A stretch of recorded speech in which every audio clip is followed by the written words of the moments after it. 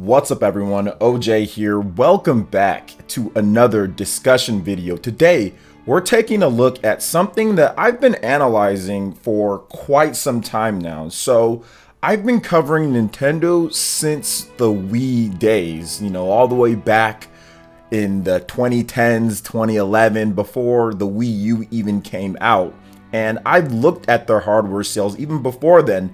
I was interested in that when I used to go on IGN and Game Revolution and read the magazines and look at the limited amount of data that we had for sales. But I can honestly say, out of all of my decades of gaming and looking and kind of understanding and putting things together, I think this is the first time in Nintendo's history, or at least the first time probably since the Nintendo or the NES to the Super Nintendo, that Nintendo has a solid evergreen plan for hardware going forward where they can make constant innovations, but at the same time continue to make sales, which is important. I think they have their own PlayStation method of continuously getting the same people and new people to join in. What I mean by that is that PlayStation seems bulletproof at times, even when something horribly goes wrong, right? With the PlayStation 3, yes, they lost a ton of money, so that was one thing. But when it comes to the actual sales of the system, they were able to do all sorts of things to actually get it up to about 80 something to 90 million range, which is really good considering where it started off. That's more than the Nintendo 3DS, for example. So the fact that Sony was able to do that, even when they struggled, I think that Nintendo has finally found their way. And if you're looking at it from PlayStation, every single home console that they have has sold over 100 million units. That is incredible. Heck, even having 3 systems to sell over 100 million is incredible, because when it comes to home consoles, it doesn't happen very often if your name isn't PlayStation. The only other system to do it when it comes to home consoles is the Nintendo Wii. And once again, to me, that is not an evergreen strategy. That is not something that you can replicate and get the same success because of how it was marketed, because of the control method, because of varying different factors. Whereas PlayStation, it's just PS1, PS2, PS3, and the power is better, and they kind of do some other things, some other gimmicks and stuff to get people to buy it. But I think that now with the Nintendo Switch, they can have their own PlayStation plan going forward to where they can get continuous sales and also keep the people that they have, but then get new people to join in. So let's go down the list here of why I think this. Now, if you look at the consistency of Nintendo's portable systems, they're right on that path. They are essentially the PlayStation of the portable world, right? You look at the Game Boy, that was over 100 million. You look at the DS, that was over 100 million. The GBA would have been over 100 million if Nintendo decided to support it for more than just 4 years. They were on a 20 million per year path. So if they just supported it a bit longer and didn't rush out the Nintendo DS, that could have been 100 million as well. So Nintendo is well acquainted when it comes to high selling portable devices, which is exactly why I was very optimistic about the probability of the Switch doing well, because I saw that they combined their R&D departments. Before, Nintendo had 2 separate ones. They had the home console R&D, and then they had the portable R&D. With the Nintendo Switch, they made it very clear that they were combining those 2. So no more games for this system and games for that system. And to me, that was what made me say, okay, this system could be extremely successful. It could get to 100 million units. Heck, I even thought that back in 2017.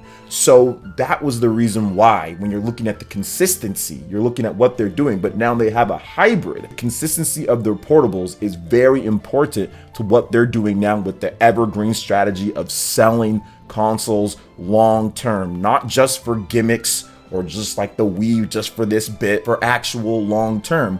Because if you look at the history of Nintendo's home consoles, it's been on a constant downward trend.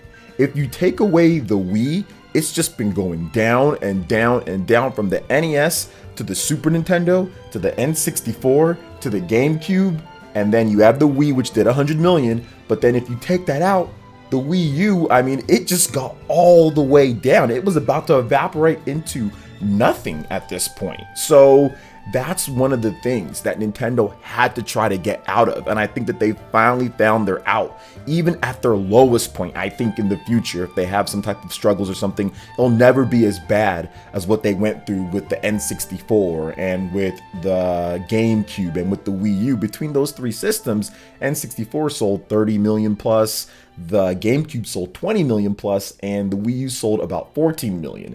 That is not good for 3 generations of hardware. That's really bad. The Switch has obviously outsold all of them already combined with its 80 million units. So it's one of the things that Nintendo definitely has to take this concept and run with it, but it is future-proof. It is future-proof, and we're going to talk about that a little bit more because I think that Nintendo has the right path, and we might see some other people when it comes to Microsoft and Sony in the distant future copy what's going on now, especially if the hardware, or more like the graphics technology, evolves a lot in the next 10 to 20, 30 years, which it will, obviously, 10 to 30 years. It's definitely going to evolve, but if the portable technology evolves to where you can get the power as much as you can get, but with, like, you don't have to worry about having a huge system, that's going to completely change the game when it comes down to it. So let's talk about a few other things here, because I even think that when you look at the success of their portable devices,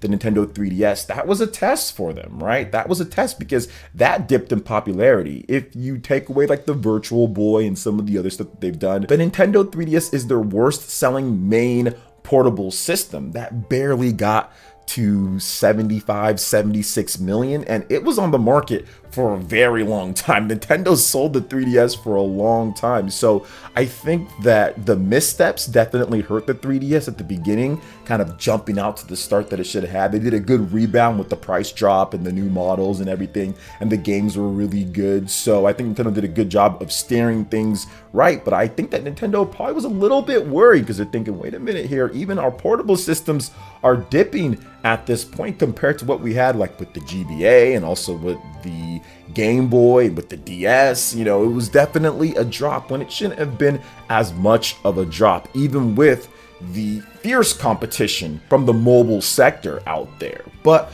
I do think the difference here with the Nintendo Switch compared to the 3DS is obviously you have both combined, right? You get the full-scale Mario games, you get the full-scale Zelda games. They're not like the pared down ones, right? You get all of that anywhere that you want. Whether you're on a Switch Lite or you're on a regular Switch, you can play that high quality style of game. You get all of your Pokemon games, you get your Fire Emblem games, you get your Bravely Default, Octopath.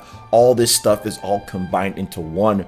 Whereas before in the past, it was rough for Nintendo fans and very expensive.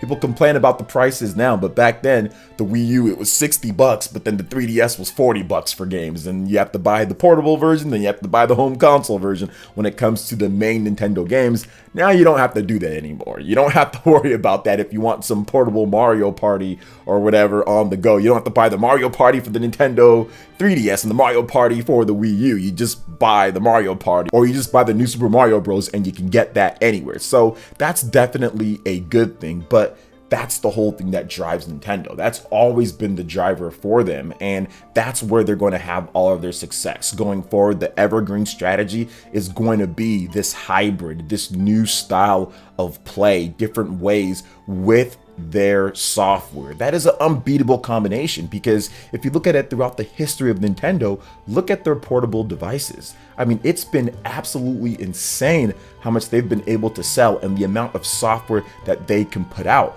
But I do feel that even with this gen that they're going through with the Switch, they've had to kind of readjust. They still are facing their own challenges in making high quality software, portable and home console, and making sure everything is good, because it's not like they can make 5 million games every single year. They still have to put up a high level of quality. We've seen major games get delayed multiple times, like Fire Emblem Three Houses, for example. So they still have their own challenges within making these quality of games. But I think that this might have been like the incubation period.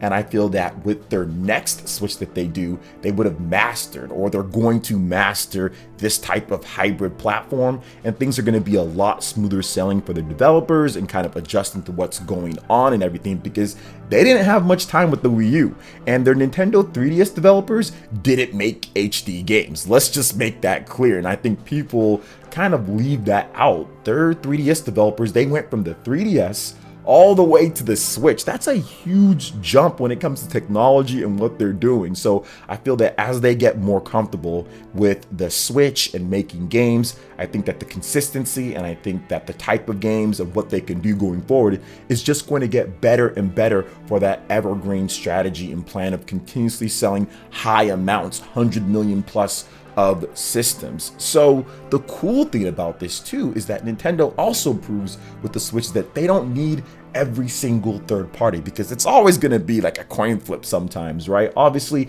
if you sell a lot of systems, you're going to get third-party games to be on the system, right? With the exception of the Nintendo 3DS, you didn't see a lot of Western stuff, but Japanese stuff you saw on the system. But when it comes to the Switch, and they're using the Tegra, that type of architecture and stuff, you're definitely going to see some of the developers throw some bones every now and then. So that's the cool thing, that you're going to get some stuff. It's going to be better than what we usually see on Nintendo systems, but Nintendo doesn't need that in order to be successful. The Switch is proof of that, because if they needed all these third-party games, well, they're missing quite a bit, and a lot of the newer games are being announced with no Switch versions in sight. But Nintendo has that software, they have the hook and the gimmick of the hybrid, being able to play high-quality games anywhere, that they don't need that in order to continue, because that's what a lot of these analysts and people were saying before the Switch launched. Well, it's not going to have the third party this, third party that.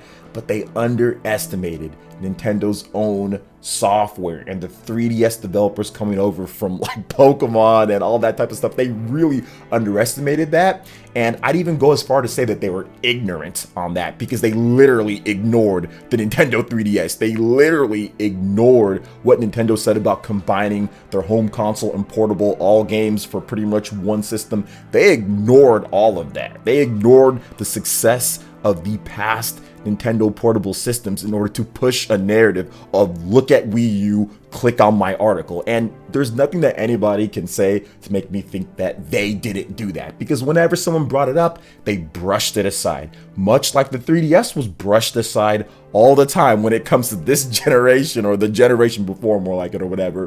When it came to talk about Nintendo, everyone just wanted to talk about Wii U and the failures of that, and not talk about what they've done with the Nintendo 3DS. There was very few on that, and a lot on the Wii U and its failures there. So that's ignorance. That is not misjudging, in my opinion, when it comes to some of these people that were writing how the Switch is going to fail, basically because of Wii U, and ignoring the whole portable type of thing with the Nintendo 3DS. That's ignorance. But let's talk a little bit more here, guys. I think that when you're looking at the future, and I talked about this, or I alluded to it, I think that that is the future when it comes to video games. Being able to play a high quality console style of game anywhere that you want is something that everybody wants. I think everybody wants to be able to play the next high-end Grand Theft Auto, or the next big Horizon or God of War. If you're out somewhere else and bam, you can just pop open this device and play it. It's no problem. Go back home and play it. That's cool there, because developers have tried it. Publishers have tried it. Everyone has. Microsoft, Sony, we've all tried it. We've all tried to do it. Nintendo has done this all the way back. You know, everyone's kind of wanted this, right? You have like the Super Game Boy, where you can take your Game Boy games and play it on there. You have stuff like the GBA player, right? You have the PS Vita and PlayStation cross-play stuff that they had. You had like the Xbox Smart Glass, you have xCloud. Everyone's trying to have this connectivity and all of that, but Nintendo figured out a way to say, okay, we're going to make some sacrifices, obviously, because the technology is not ready yet for an affordable price to be able to get super high quality on the go with all the frame rates and 4K and all this for like $300. It's not happening. But Nintendo took that sacrifice and said, hey, we can do this because we've had this long line of success. And I think it's going to pay major dividends going forward because they can continue to evolve that tech, and they've already primed their customers and consumers for this type of gameplay, where that is not the case for the other systems. And I feel that one of these days, it's going to catch up. One of these days, you're going to see some mobile technology that's just absolutely mind-blowing, especially with DLSS and these other type of technologies that are building around it. You're going to see stuff that it's going to be like, man, like it's not as technically strong as this big system that's right over here, but it looks just as good because of the AI upscaling and all this stuff. So I think Nintendo is on the right track there. I think Microsoft and Sony are doing great, don't get me wrong, but I feel that this type of hybrid play is something that obviously the market has responded to. Obviously people feel the quality's there and it's worth the price of admission, or they wouldn't be buying the games and they wouldn't be buying the system. So I do think in the future Nintendo has the advantage there, even though they are missing out on a number of things at this point. I feel that things are going to get better and better as time goes along. And I'll also say this, I mean, we heard about the news with Nintendo moving forward with a new online infrastructure from the NEX type of infrastructure to the NPLN. I think that a lot of people question what Nintendo was doing with charging for online and how it wasn't better than the Wii U and all of that. But I think that they're trying to build something here and they're investing into it, because obviously they didn't just build this new network in like one day. Some people are like, oh, well, now that they're building this, it's like, no, they've been doing this. That was like the whole plan. You don't do this overnight. You don't snap your fingers, then all of this works overnight. It takes a lot of manpower, a lot of work, a lot of coding, a lot of people that have a lot of know-how when it comes to the infrastructure and stuff. So I think that that is a good thing, right? They're putting some actual money into trying to build a better online. So we'll see how that kind of holds up. But I think that's good going forward when it comes to the evergreen status, because they do need better online. They need more features. They need something to be able to compete, and this is the building block. So basically what I'm saying with this whole thing here at this point, man, like all of these different points that I've brought up is basically what's going to help them have the evergreen type of sales, that consistency of 100 million. No more, oh my gosh, is this gonna fail, right? We never say that about PlayStation systems. Usually we never say that about PlayStation systems. Like the PS3 is like the anomaly in like the whole thing, but everything else has always been blockbuster when it comes to home consoles. Obviously portables, different situation. They had some success with the PSP, but the PS Vita obviously failed. But when it comes to home consoles, PlayStation's usually king in that realm. And I think that Nintendo has the groundwork, the framework to be like that going forward. I think that what they have right here, it works. All they got to do is continue innovating with their games, continue innovating with different features, kind of catch up a bit when it comes to stuff, and they'll be good in the future, especially as they evolve with technology, with NVIDIA, and with what they've got. I mean, this portable technology, it's really good and it's going to get better as they go along. So what are you guys' thoughts on this? I'd love to hear what you guys have to say in the comment section below. All right, guys, that wraps it up for this video here. Check out the links in the description. We've got Twitter. Go and give us a follow on there. Stay up to date on all the latest gaming news and information. Also, make sure you like, comment, subscribe, and share this video if you can. Thank you guys so much for watching, and we'll catch you for the next one. Peace.